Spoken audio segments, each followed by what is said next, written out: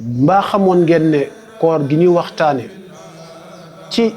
tënkal la sa ruu yaral la ko naka noonu la lay tënkalee saytaane. xamle koor ci Touba HD ngeen ci ànd ak Serigne Moussa Gningue. waaye nag ñu bañ a juum ci foofu wa saafi dan kulla saytaane bi ma oxu la sëriñ bi wax wa mutxifan li sawil ihsaani bi safadi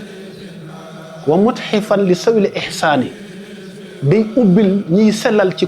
koor gi niñ ko santaane di leen di ubbil bi safadi ci tënkal leen saytaane waaye nag bu ñu bañ a juum saytaane la wax waxul iblis kon foofu itam ñu bari dañ ciy juum jàpp ne bu ñu waxee tënkal la saytaan rek ñu jàpp ne yeew nañ iblis déedéet